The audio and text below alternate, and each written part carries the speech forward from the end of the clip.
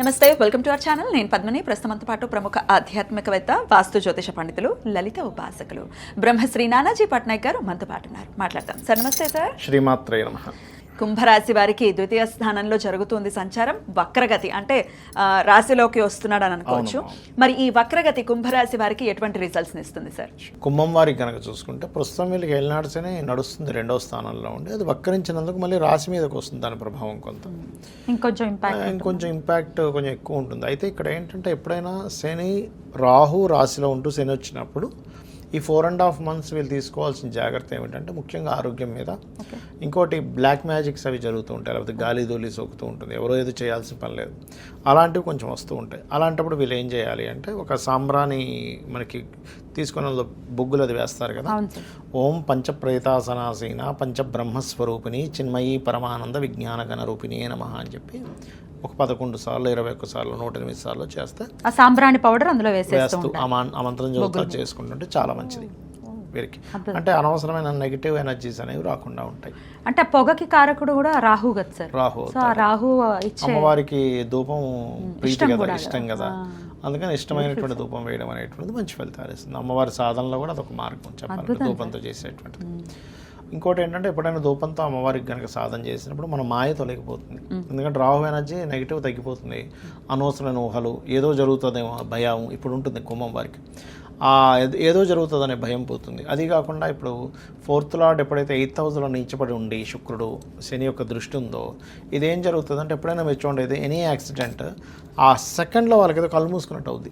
గమనించండి, ఎప్పుడైనా యాక్సిడెంట్ అయ్యేటప్పుడు ఏమవుతుందంటే ఎవరికైనా బండి మీద వెళ్తున్నాం ఆ ఒక్క సెకండ్ ఏదో అయిన తప్ప పడిపోయాను, లేచి చూస్తే పడిపోయి ఉన్నా అంటాడు. ఆ ఒక్క సెకండ్ ఏమవుతుందంటే మనకి తెలియకుండానే కొన్ని నెగిటివ్ ఎనర్జీస్ ఆ టైంలో అట్లాంటి ఎఫెక్షన్ చూపిస్తుంది. కొన్ని చూడండి యాక్సిడెంట్ పాయింట్స్ అంటారు, అక్కడే ఎక్కువ మంది చచ్చిపోతుంటారు, అక్కడే యాక్సిడెంట్స్ అవుతాయి, దెబ్బలు తగులుతూ ఉంటాయి. కారణం ఏమిటి అంటే బికాస్ ఆఫ్ ఆ పర్టికులర్ పాయింట్లో కొన్ని నెగిటివ్ ఎనర్జీస్ ఉంటూ ఉంటాయి. సో ఎవరైతే ఇది చేస్తారో వాళ్ళకి నెగిటివ్ ఎనర్జీస్ తగ్గుతాయి. అది కాకుండా వీళ్ళు ఎక్కువ వాహనం మీద అతివేగం పనికిరాదు. ఇన్సూరెన్సెస్ రిలేటెడ్ సంబంధించిన కట్టాల్సిన కొంచెం జాగ్రత్తగా కట్టాలి. తల్లిగారు ఆరోగ్య విషయంలో జాగ్రత్తగా ఉండాలి ప్రధానంగా. తాతగారు ప్రాపర్టీ విషయంలో కూడా తొందరపాటు నిర్ణయాలు మీరు తీసుకోకూడదు. చెప్పాలంటే ఆర్థికంగా ఎలా ఉంటుంది సార్? ఆర్థికంగా కొంతవరకు చెప్పాలంటే 2వ స్థానంలో ఉండే శని వక్రించాడు కాబట్టి కొంతవరకు బెటర్గానే ఉంటుంది, డోంట్ వరీ. ఓకే. అయినప్పటికీ అన్ని విషయాలు మీరు ఆల్రెడీ పరిహారం చెప్పేశారు. అయినప్పటికీ జనరల్ డే టు డే లైఫ్లో పాటించాల్సినటువంటి విధి విధానాలని పాటిస్తే కూడా శని అనుగ్రహం ఉంటుంది తప్పకుండా. మరి అవేంటో ఇప్పుడు తెలుసుకుందాం. తప్పకుండా అమ్మ. ఫస్ట్ ఆఫ్ ఆల్ ఏంటంటే పరిహారము అనేటువంటిది ఏంటంటే ఎప్పుడు కూడా శనికి సంబంధించినటువంటిది నువ్వులు దానంగా ఇవ్వడం. ఓకే. అదేవిధంగా కాస్త ఓల్డ్ ఏజ్ హోమ్స్ లేదా పెద్దవాళ్ళు ఉంటే వాళ్ళకి సేవ చేయడము, నూనెని ఆలయాల్లో దీపారాధన కనివ్వడం చేస్తూ ఉండాలి. అయితే ఇది శని మనకిప్పుడు గోచారంలో వక్రిస్తున్నాడు, కానీ వాళ్ళ పర్సనల్ చార్ట్స్లో కూడా ఒక గ్రహం వక్రించినందుకు భృగునందనాడి అనేటువంటి దాంట్లో ఒక విషయం చెప్పారు. అది పెండింగ్ కర్మ అంటాం దాన్ని మనం. అంటే ఏ గ్రహం వక్రించినా అది పెండింగ్ కర్మ. శనే వక్రించాడు అనుకోండి, వీళ్ళు పాస్ట్ లైఫ్లో చేయాల్సిన వర్క్ చేయలేదు, అది వర్క్ చేయడానికి వచ్చారు ఒకటి. రెండవది వీళ్ళు ఉన్న ప్రదేశం నుంచి మారితే వీళ్ళ కెరీర్ బాగుంటుందని కూడా అర్థం. అయితే ఇట్స్ డిపెండ్ ఆన్ శని. ఇప్పుడు వాళ్ళ పర్సనల్ చార్ట్లో పలానా దగ్గర వక్రించారు, ఆ వెనక రాశి నుంచి 159లో ఏ గ్రహాలు ఉన్నాయో చూడాలి. దాన్ని బట్టి వాళ్ళు ప్లేస్ మారడం వల్ల అభివృద్ధి ఉంటుందా ఉండదా అనేది తెలుస్తుంది. ఇంకోటి ఏంటి, డ్యూయల్ సైన్ వైపు వెళ్తుంటే రెండు జాబ్స్ చేస్తారని అట్లా చెప్పొచ్చు. ఎందుకంటే కర్మ 2 ప్లేసెస్కి ఆక్యుపై చేస్తున్నాడు కదా అట్లా. అదేవిధంగా జీవుడు వక్రించాడు అనుకోండి, వీళ్ళు ధర్మకార్యాలు కొన్ని పెండింగ్ ఉన్నాయి పూర్వజన్మల్లో. అంటే గురువు ధర్మకార్యాలు, జ్ఞానం సంబంధించినవి, లేకపోతే కొంతమంది చూడండి గుళ్ళు కట్టిస్తూ ఉంటారు, తీర్థయాత్రలకు వెళ్తూ ఉంటారు, దేవత వాటి దగ్గరికి అక్కడ సేవలు చేస్తూ ఉంటారు. ఇప్పుడు కొంతమంది పూజారులు ఉన్నారు, లేకపోతే వీళ్ళు ఉన్నారు దేవతా సంబంధించిన అదే టెంపుల్స్లో. వాళ్ళందరూ కూడా పాస్ట్ లైఫ్లో కొంత కర్మ బ్యాలెన్స్ ఉంది వారికి, లేకపోతే అంత ఈజీగా రాదు అది. అదేవిధంగా కొంత ఉపాసనలు చేసేవారు, అవన్నీ కూడా జూపిటర్ వక్రించినందుకు వాళ్ళు చేస్తే క్లియర్ అవుతుందని అర్థం. అలాగే మెర్క్యూరీ రిట్రో అనుకోండి, వీళ్ళు నాలెడ్జ్ షేరింగ్ చేయాలి. నాలెడ్జ్ షేర్ చేస్తేనే వీళ్ళకి ఈ జన్మ క్లియర్ అవుతుంది, అదర్వైజ్ అవ్వదు. మీరు గమనించవచ్చు, ఇవి చేస్తూ ఉంటే వీళ్ళ లైఫ్లో అభివృద్ధి కూడా ఉంటుంది. అంటే వీళ్ళు అరువు పెరగకుండా వర్క్ చేస్తున్నారు శని వక్రగతి వాళ్ళకి బాగుంటుంది లైఫ్. అదేవిధంగా దేవతా క్షేత్రాలు వెళ్ళడం చేస్తున్నారు, వీళ్ళ లైఫ్ అక్కడ నుంచి స్టార్ట్ అవుతుంది బాగుండడం అనేది. నాలెడ్జ్ ఎంత షేర్ చేస్తూ ఉంటే ప్లస్ అవుతూ ఉంటాడు. ఎందుకంటే కుజుడైతే భూములకు సంబంధించింది, అన్నదమ్ములకు సంబంధించింది అమ్మ. అంటే ఇప్పుడు కొన్నిసార్లు భూముల్ని వదిలేయాల్సి వస్తుంది వదిలేయాలా? వదిలేయాలి. ఇంకా అంటే పెద్ద మనసు కొన్నిసార్లు చేసుకొని వదిలేయాలి. వదిలేసారు. అంటే వక్రించి కేతువుతో కనెక్ట్ అవుతే ఖచ్చితంగా వదిలేయాలి. వక్రించి శుభగ్రహంతో కనెక్ట్ అయితే ఏంటంటే వాళ్ళు వేరే ప్రదేశకి వెళ్ళడం ద్వారా భూములు సంపాదిస్తారు. 100 ప్లేసులు సంపాదించలేరు. మీరు ప్లేస్ మారండి, అక్కడ మీరు బీభత్సంగా భూములు సంపాదిస్తారని చెప్పొచ్చు. అలా. అలాగే శుక్రుడు అనుకోండి, వీళ్ళకి జనరల్గా ఏమవుతుందంటే ఎవరికైనా శుక్రుడు వక్రించాడు అంటే వివాహం విషయంలో సంబంధాలు చూసేటప్పుడు దగ్గర దాకా వచ్చి మిస్ అవ్వడం ఖచ్చితంగా జరుగుతుంది. అందులో పర్టికులర్గా 7th హౌస్లో కనుక శుక్రుడు వక్రిస్తే ఇంకా ఖచ్చితంగా జరుగుతుంది. 7th హౌస్లో ఏదైనా గ్రహం వక్రిస్తే వాళ్ళకి సంబంధం ఓకే అన్నట్టు ఓకే వెనక్కి వెళ్ళడం జరుగుతూ ఉంటుంది. అదొక రకంగా దోషం పోయినట్టు అలా జరిగిందంటే వివాహానికి ముందు.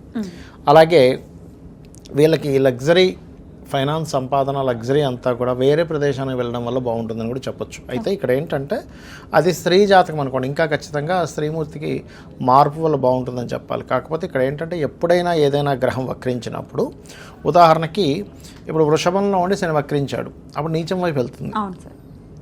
అదే వృశ్చికంలో ఉండి వక్రించాడు, ఉచ్చం వైపు వెళ్తుంది. అంటే అది ఏ స్థానంలోకి వెళ్తుంది ఈజ్ మోస్ట్ ఇంపార్టెంట్. అంటే అది ఉచ్చమా నీచమా, ఫ్రెండ్లీ సైన్లోకి వెళ్తుందా, ఎనిమీ సైన్లోకి వెళ్తుందా, న్యూట్రల్గా ఉండే సైన్లోకి వెళ్తుందా ఈజ్ మోస్ట్ ఇంపార్టెంట్. రెండో విషయం ఏంటంటే అది వక్రించినప్పుడు అక్కడి నుంచి 159, అంటే ఉదాహరణకి మిథునంలో ఉండగా వక్రించింది, అప్పుడు అది వృషభం వైపు వస్తూ ఉంటుంది. వృషభము, కన్య, మన మకరము, కన్య, ఈ 3 రాసుల్లో ఏ ప్లానెట్స్ ఉన్నాయనే దాని మీద ఆధారపడి ఉంటుంది దాని రిజల్ట్ అనేది. చాలా పెద్ద క్యాలిక్యులేషన్, చాలా క్యాలిక్యులేషన్. కానీ మీకు దానివల్ల రిజల్ట్ ఖచ్చితంగా మీరు అది పాటించడం వల్ల మీకు రిజల్ట్ వస్తుందమ్మా. ఇప్పుడు ఒక వ్యక్తి వచ్చి అడిగాడు, ఏమంటే నేను ఇక్కడ చేయనా వేరే ప్రాంతానికి వెళ్ళి చేయనా, వక్రించి మంచి ప్లానెట్స్ అనుకోండి, ఖచ్చితంగా వాళ్ళు వేరే ప్రాంతానికి వెళ్ళడం ద్వారానే లైఫ్ బాగుంటుంది. ఇవన్నీ తెలుసుకోవాలంటే ఇట్లా నిష్ణాతుల దగ్గరికి వెళ్ళాల్సి ఉంటుంది. పర్సనల్ చార్ట్ చూసుకోవాలి. బట్ ఇన్ జనరల్ గా మేము రెమెడీస్ చేసుకోవాలనుకుంటున్నాం, మాకు భయంగా ఉంది, చాలా లాంగ్ పీరియడ్ కాబట్టి, మరి శని అనుగ్రహం కోసం ఎటువంటి రెమెడీస్ చేయమంటారు? ఫస్ట్ ఆఫ్ ఆల్ ఇక్కడ రెమెడీస్ అయితే శని అనుగ్రహం కోసం అయితే నేను చెప్పినట్టుగా నువ్వులు దానంగా ఇవ్వడం, ఆయిల్ దానంగా ఇవ్వడం, ఎక్కువ బద్దకించకుండా పోస్ట్ పోన్ చేయకుండా వర్క్స్ కంప్లీట్ చేయడం, ఇవి ఖచ్చితంగా చేయాలి.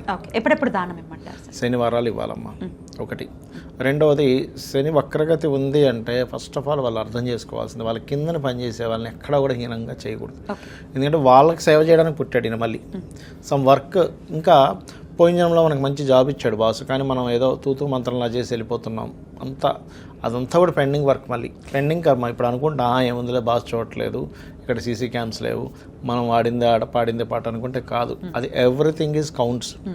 ప్రతిదీ మీకు చూసేవాడు ఒకడు ఉన్నాడు, ఒకటేంటి 5 ఉన్నారు. 5 కెమెరాలు పెట్టాడు ఆ ఒక్కడు. ఆ ఒక్కడు 5 కెమెరాలు పెట్టాడు అనమాట. సూర్యుడు, చంద్రుడు, కంటి దగ్గర ఉండే దేవతలు, చెవుల దగ్గర ఉండే దేవతలు అని కొంతమంది ఉంటారు.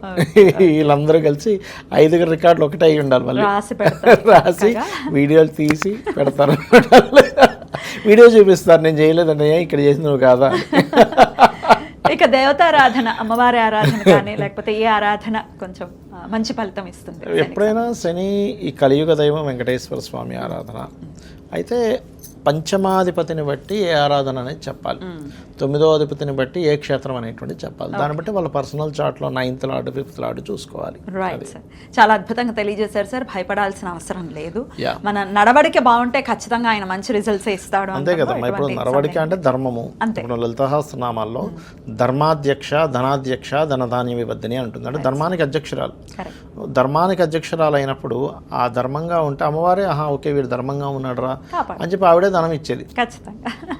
అద్భుతం సార్, చాలా వివరంగా మాకు తెలియజేసినందుకు కృతజ్ఞతలు సార్. నమస్తే. శ్రీమాత్రే నమః.